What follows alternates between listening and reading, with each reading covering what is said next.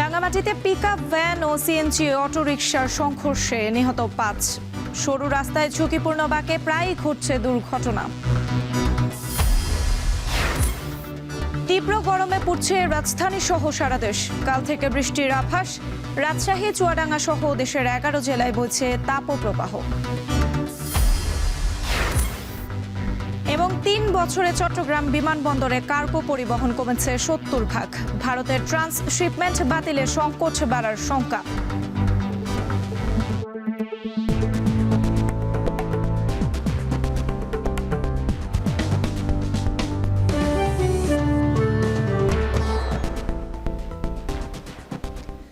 স্বাগত এখন জনপদে। পুরো আয়োজন জুড়ে সঙ্গে আছি আমি সুমাইয়া রাত্রি। রাঙামাটির কাউখালীতে পিকআপ ভ্যান ও সিএনজি চালিত অটোরিকশার ৫ যাত্রী নিহত হয়েছেন। গুরুতর অবস্থায় চিকিৎসাধীন আছেন আরও একজন।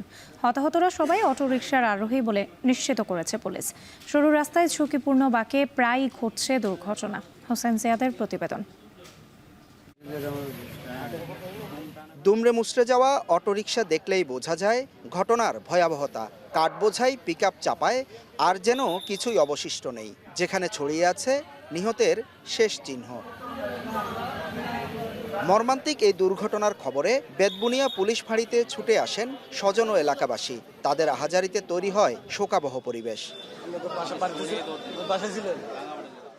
সকাল 10:30টায় রাঙ্গামাটিমুখী কাঠবোঝাই পিকআপ ও চট্টগ্রামগামী সিএনজির মুখোমুখি সংঘর্ষে ঘটনাস্থলেই প্রাণ হারান ৩ জন। আহত অবস্থায় হাসপাতালে নেওয়া হলে মারা যান আরও 2 জন, যারা সবাই বাজার করে বাড়ি ফিরছিলেন। ওর কাছে যে মোবাইল আছিল এই মোবাইলে আমারে ফোন করছে যে উনি আপনার কি হয়, উনি রাস্তায় পড়িয়েছে, অ্যাক্সিডেন্ট হয়ে যায়। আমি শ্বশুর বাড়ি থেকে আসছি। আচ্ছা, কে মারা গেছে আপনার? আমার মা। তো এই কথা বলার সাথে সাথে আমরা আসছি, আইসা দেখি যে মানে ঘটনা যেখানে হয়েছে ওখান থেকে এখানে নিয়ে আসছে। একে তো উঁচু নিচু পাহাড়ি পথ, তার উপর অসংখ্য ঝুঁকিপূর্ণ বাঁক, যেখানে বিপরীত দিক থেকে গাড়ি আসছে কিনা সেটি বোঝার উপায় থাকে না এই চট্টগ্রাম রাঙামাটি সড়কে। ফলে প্রতিনিয়ত দুর্ঘটনায় প্রাণ হারাচ্ছে মানুষ। স্থানীয়রা বলছেন এই সড়কটিকে দুর্ঘটনামুক্ত করতে হলে এসব ঝুঁকিপূর্ণ বাঁকে নির্দেশনা দেয়া এবং সড়ক প্রশস্তকরণের কোনো বিকল্প নেই। রাস্তা একটু এখানে বাঁক, তো রাস্তা একটু ছোট, আরও এখানে কালপেট আছে। এই রোডটা বেশি ঝুঁকিপূর্ণ। 1 সপ্তাহ আগেও এখানে একটা অ্যাক্সিডেন্ট হয়েছে। দুর্ঘটনার পর পালিয়ে যায় পিকআপ চালক। তাকে ধরতে চেষ্টা চলছে বলে জানায় পুলিশ। এটা দুর্ঘটনার কারণ কি, এটা কি নাকি কোনো চালকের গাফলতি ছিল, এটা too early to say. Pickup আছে, পিকআপের ড্রাইভারকে আমরা পাই নাই, ও ঘটনার পর থেকে পলাতক আছে। সকালে রাঙামাটির রানীরহাট থেকে 5 যাত্রী নিয়ে চট্টগ্রামের রাউজান যাচ্ছিল সিএনজি চালিত এই অটোরিকশা। কাউখালী উপজেলার বেতবুনিয়া চেয়ারম্যান বাড়ি এলাকায় পৌঁছালে দুর্ঘটনার শিকার হন তারা। হোসাইন জিয়াদ, এখন রাঙামাটি।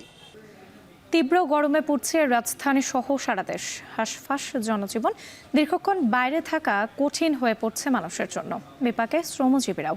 আবহাওয়া অফিস জানিয়েছে কাল থেকে রাজধানী সহ দেশের বিভিন্ন স্থানে বৃষ্টি হতে পারে, তারপর কমতে পারে তাপমাত্রা। রাজশাহী বিভাগ, দিনাজপুর, চুয়াডাঙ্গা সহ দেশের 11 জেলায় বইছে মৃদু থেকে মাঝারি তাপপ্রবাহ। আজ দেশের সর্বোচ্চ তাপমাত্রা রাজশাহীতে 39 ডিগ্রি সেলসিয়াস। এদিকে ঢাকায় বৃষ্টির আভাস না থাকলেও ময়মনসিংহ, সিলেটের কিছু জায়গায় বৃষ্টি ও দমকা হাওয়া বইতে পারে। বাতাসে আর্দ্রতা কমে যাওয়ায় অতিরিক্ত পানি পানের পরামর্শ দিচ্ছেন চিকিৎসকরা। গত কয়েকদিনে যে তাপমাত্রা যে মৃদু থেকে মাঝারি তাপপ্রবাহ ছিল, অর্থাৎ গতকালকে দেশের সর্বোচ্চ তাপমাত্রা ছিল 39 ডিগ্রি সেলসিয়াস রাজশাহীতে। সেই মৃদু থেকে মাঝারি তাপপ্রবাহ কমে গিয়ে এটা মৃদুতে নেমে আসতে পারে আগামীকালকে অথবা তার পরের দিন থেকে। এবং তখন হয়তো বিচ্ছিন্নভাবে 2-1টা জেলায় মৃদু তাপপ্রবাহ থাকতে পারবে, তবে ওভারঅল সারা দেশে তাপমাত্রা কমে যাবে এবং বৃষ্টিপাতের পরিমাণটা বৃদ্ধি পাবে। বরিশাল নগরবাসীর পানির চাহিদা মেটাতে হিমশিম অবস্থা সিটি কর্পোরেশনের। প্রতিনিয়তই দেখা দিচ্ছে পানির সংকট।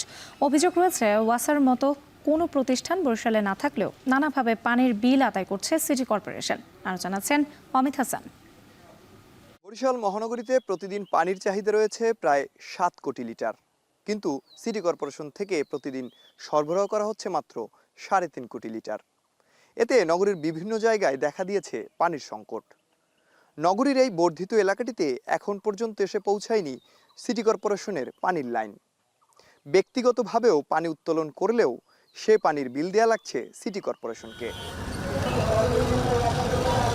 ৬৮ বর্গ কিলোমিটার আয়তনের বরিশাল সিটি কর্পোরেশনে মাত্র ৩১ বর্গ কিলোমিটার এলাকায় পানির সংযোগ আছে, কিন্তু সিটি কর্পোরেশন কর্তৃপক্ষ পুরো শতভাগ এলাকার বাসিন্দাদের থেকেই আদায় করছে পানির বিল। বরিশাল নগরীর ২৮ নং ওয়ার্ডে প্রায় ১০,০০০ মানুষের বসবাস। তাদেরই একজন রেবা বেগম। নিজ বাড়িতে সিটি কর্পোরেশনের পানির লাইন না থাকায় পাশের বাড়ি থেকে দৈনন্দিন কাজে পানি নিচ্ছেন। এই ওয়ার্ড ছাড়াও এমনই ভোগান্তি পোয়াচ্ছেন নগরীর ২৬, ২৭, ২৯ ও ৩০ নম্বর ওয়ার্ডের বাসিন্দারা। দ্রুত সমস্যা সমাধানের দাবি তাদের। কারেন্ট বিল বা ট্যাক্স বিল সব কিছুই তো দিই, কিন্তু এখন আমরা তো সুবিধা পাচ্ছি না, পানি নাই, আমাদের পানির খুবই কষ্ট। অন্য মানুষের বাসা দিয়ে পানি আনি আনিয়ে খাই, এখন যদি আমাকে পানির লাইন একটু হইতে বুঝছেন, আমাকে অনেক সুবিধা হইতে। আমরা আবেদন করছিলাম যে আমাকে একটু পানি যদি দিতে, তাহলে আমরা অনেক ভালো হইতো। আমাকে সিটি কর্পোরেশনের থেকে সাপ্লাই লাইনের বিল যাচ্ছে, কিন্তু আসলে আমরা এরকম পানির কোনো ফ্যাসিলিটি পাচ্ছি না। প্রতি মাসের বিল দেওয়া লাগে, কিন্তু এরা নেয় যে ৩ মাস অন্তর। হ্যাঁ, ৩ মাসে ৬০০ টাকা পার মান্থ নেয়, ২০০ টাকা। নাগরিক সমাজের প্রতিনিধিরা বলছেন, ওয়াসার মতো কোনো প্রতিষ্ঠান বরিশালে না থাকলেও নানাভাবে পানির বিল আদায় করছে সিটি কর্পোরেশন। এছাড়া ট্যাক্সের সাথেও দিতে হচ্ছে পানির বিল, এরপরও কমছে না পানির সংকট। বরিশালে 2টি ওয়াটার ট্রিটমেন্ট প্লান্ট নির্মাণের কাজ চলছিল, সেটি কিন্তু এখন পর্যন্ত হস্তান্তরিত হয়নি। আমরা শুনেছি সেটি পরিত্যক্ত ঘোষণা করার পথে। সুপেয় পানি যাতে নিশ্চিত করা যায় এবং সেটি যেন সহজলভ্য হয় এবং অর্থের বিনিময়ে সেখানে যেন কোনো কারসাজি না থাকে। পানির চাহিদা মেটাতে না পারলেও জনগণের কাছ থেকে পানির বিল আদায় করাকে বিধিসম্মত হিসেবে দেখছেন বিসিসির কর্মকর্তা। বলছেন, হোল্ডিং নাম্বার থাকলেই দিতে হবে পানির বিল। একই সঙ্গে টিউবওয়েল স্থাপনেরও ফি রয়েছে। তবে পানির সংকট দূর করতে নির্মিত ওয়াটার ট্রিটমেন্ট প্লান্ট চালু করার কথা বলছেন তারা। পানির বিল যখন দেবে তখন আমরা দেখি যে পানির রেট যেটা আসছে ওইটার সাথে এটা দুইটার ভিতরে আমরা একটা নিই, অর্থাৎ যেটা পানি বেশি সেটা আমরা মূলত নিয়ে থাকি। আবার আপনি একই সাথে আপনি যখন পানির নতুন করে টিউবওয়েল বসাবেন নিজস্ব, তখন আমাদের আর কি একটা পারমিশন লাগে, বিভিন্ন পারমিশন আছে এই পানির ডায়ামিটার উপর ভিত্তি করে যে বিভিন্ন ধরনের রেট আছে। বরিশাল নগরীর পানির লাইন ব্যবহার করছে প্রায় ৩৪,০০০ গ্রাহক, যা থেকে সিটি কর্পোরেশন বছরে আদায় করছে প্রায় ১০ কোটি টাকা। এছাড়া পানির চাহিদা মেটাতে নগরবাসী ইতিমধ্যে ব্যক্তিগত উদ্যোগে বসিয়েছে প্রায় ২৮,০০০ নলকূপ। পানির চাহিদা মেটাতে বিসিসির দরকার আরও ৩.৫ কোটি লিটার পানি। অমিত হাসান, এখন বরিশাল।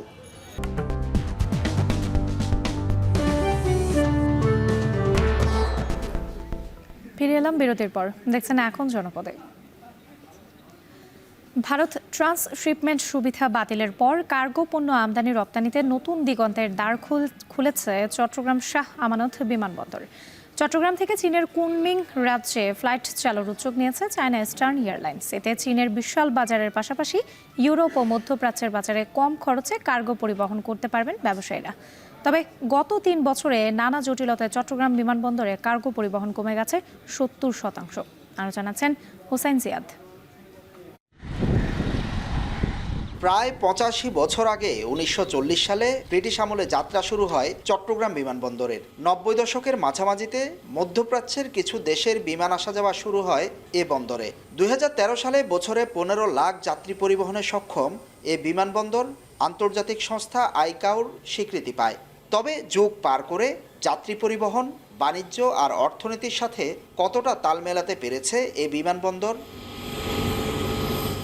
পরিসংখ্যান বলছে, গত ৩ বছরে শাহ আমানত আন্তর্জাতিক বিমানবন্দর দিয়ে কার্গো পরিবহন কমেছে প্রায় ৭০%। সমপরিমাণ কমেছে রাজস্ব আয়।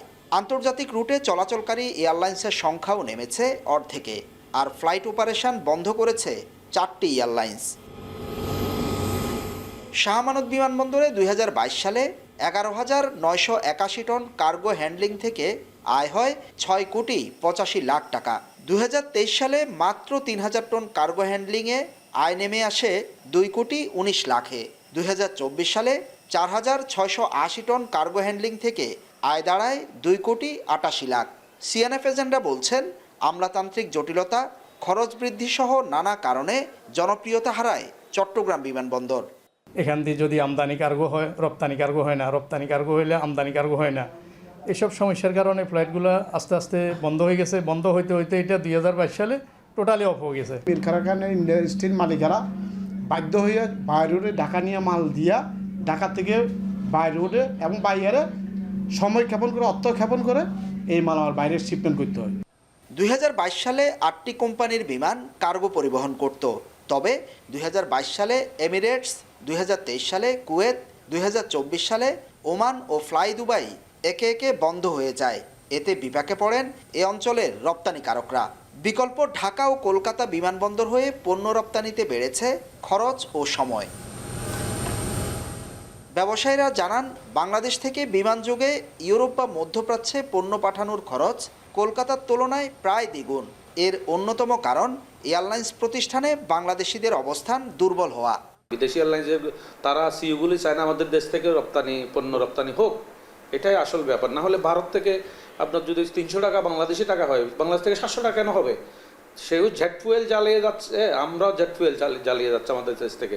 ভৌগোলিক কারণে তাদের একটু যে তাদের দূরত্ব কাছে, কিন্তু এত বেশি হওয়ার কথা না। তবে সম্প্রতি ভারত ট্রান্সশিপমেন্ট সুবিধা বাতিল করায় বিমানে কার্গো রপ্তানিতে নতুন সুযোগ তৈরি হয়েছে, যা কাজে লাগাতে পরিসর বাড়ানোর পদক্ষেপ নিয়েছে কর্তৃপক্ষ। চট্টগ্রাম থেকে চীন হয়ে পণ্য রপ্তানিতে চালু হচ্ছে নতুন ফ্লাইট, যা চীনের বিশাল বাজারে প্রবেশ ও সম্ভাবনার নতুন দুয়ার খুলেছে। মধ্যপ্রাচ্যে আমাদের এখান থেকে অত্যন্ত প্রচুর পরিমাণে এই যে পেরিশেবল আইটেম, শাক সবজি বা বিভিন্ন ফল ফ্রুটস এগুলি যায়। এটার জন্য আমাদের যে কোল্ড স্টোরের যে এরিয়াটা ছিল, এটা অনেক ধরনের আনসার্ভিস ছিল। আপনি জেনে অত্যন্ত খুশি হবেন যে আমরা এটা নিয়ে অত্যন্ত তৎপর। এটা আমাদের অলরেডি ওয়ার্ক অর্ডার হয়ে গেছে। এয়ার ভেসেল যদি আপনার এক্সপোর্ট হয় তাহলে দেখবেন খরচটা অনেকাংশে কমে আসবে, যেটা ইন্ডিয়া থেকে সুবিধাটা হতো এবং অ্যাভেলেবেল ফ্লাইট থাকে। যে এয়ারপোর্টটা আছে চট্টগ্রাম বন্দরে তেমন বিজি না, তেমন কার্গো আসে না। এখন যদি এখন নতুনভাবে শুরু করে তাহলে ঢাকার থেকে চাপ কমবে এবং চট্টগ্রাম ইউজ হলে আমরা চট্টগ্রামের সুবিধাটা বেশি পাবো। তবে মধ্যপ্রাচ্য ও ইউরোপের বাজারে বিমান ভাড়া কমানো ও ফ্লাইট সংখ্যা বাড়ানো না গেলে এই উদ্যোগ কতটা সফল হবে তা নিয়ে সংশয়ে ব্যবসায়ীরা। হুসাইন জিয়াদ, এখন চট্টগ্রাম।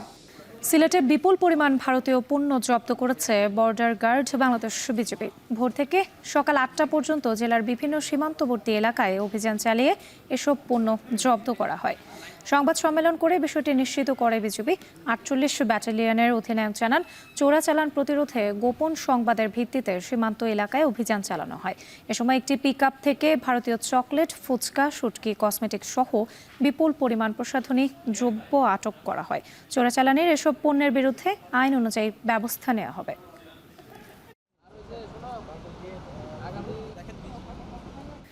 গাজীপুরের শ্রীপুরে বন বিভাগের জায়গা দখল করে গড়ে তোলা অবৈধ স্থাপনা উচ্ছেদে অভিযান পরিচালনা করেছে বন বিভাগ। উপজেলা প্রশাসনের নেতৃত্বে অভিযানে অংশ নিয়েছে সেনাবাহিনী, বিজিবি, র্যাব ও পুলিশের শতাধিক সদস্য। শনিবার সকাল 8টা থেকে উপজেলার তালতলি গ্রামে উচ্ছেদ অভিযান শুরু হয়। দুপুর পর্যন্ত 30টির অধিক বসত বাড়ি ও স্থাপনা ভেঙে গুড়িয়ে দেওয়া হয়েছে। শ্রীপুর উপজেলার নির্বাহী কর্মকর্তা জানান, 5 আগস্টের পর আইন শৃঙ্খলা পরিস্থিতির অবনতির সুযোগে তালতলি গ্রামে বনের রেকর্ডভুক্ত জমিতে অর্ধশতাধিক অবৈধ স্থাপনা গড়ে তোলেন স্থানীয় বাসিন্দারা। বনের জমি থেকে স্থাপনা সরিয়ে নেওয়ার নোটিশ দেওয়ার পরেও তাদের টনক নড়েনি, যে কারণে যৌথ বাহিনীর সহযোগিতায় উচ্ছেদ অভিযান পরিচালনা করা হচ্ছে। পর্যায়ক্রমে সব অবৈধ দখলদারদের বনের জমি থেকে উচ্ছেদ করা হবে বলেও জানান তিনি।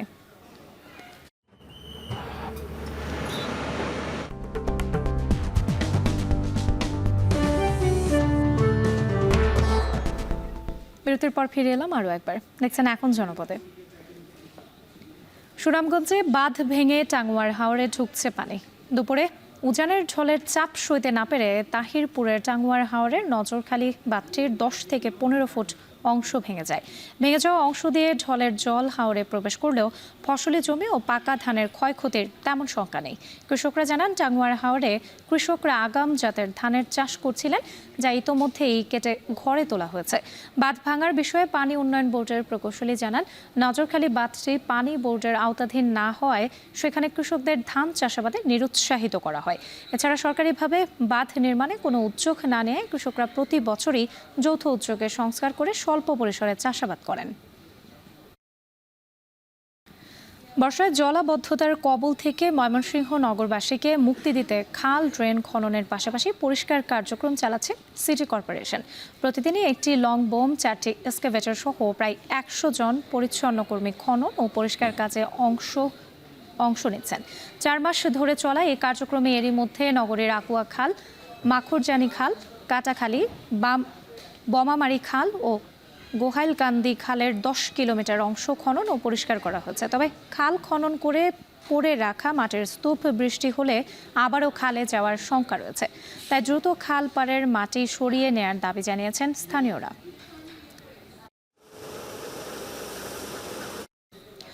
বান্দরবানে অনুষ্ঠিত হয়েছে হিল ম্যারাথন 2025 দৌড় প্রতিযোগিতা, যেখানে অংশগ্রহণ করেন 300 নারী ও পুরুষ। ভোর 5:30টায় রাজার মাঠ থেকে শুরু হয় দৌড় প্রতিযোগিতা। প্রতিযোগিতায় 21 কিলোমিটার ম্যারাথন শেষ করে চ্যাম্পিয়ন হন আশরাফুল ইসলাম। এছাড়াও 3টি ক্যাটাগরিতে প্রথম 20 জনকে বিজয়ী পুরস্কার দেওয়া হয়। আয়োজক কমিটি কর্তৃপক্ষ জানান, তরুণদের ক্রীড়ামুখী করতে প্রতিবছর আয়োজন করা হয় এই ম্যারাথন দৌড় প্রতিযোগিতা। গত বছর বান্দরবানে অনুষ্ঠিত ম্যারাথনে অংশ নিয়েছিল 4 শতাধিক প্রতিযোগী। এই ছিল এখন জনপদের আয়োজনে। এখন টেলিভিশন ওয়েবসাইটে দেখতে ভিজিট করুন www.ekon.tv। এছাড়া ফেসবুকে দেখতে ভিজিট করুন facebook.com/tv.ekon এবং ইউটিউবে এখন টেলিভিশন দেখতে ভিজিট করুন youtube.com/c/ekontv।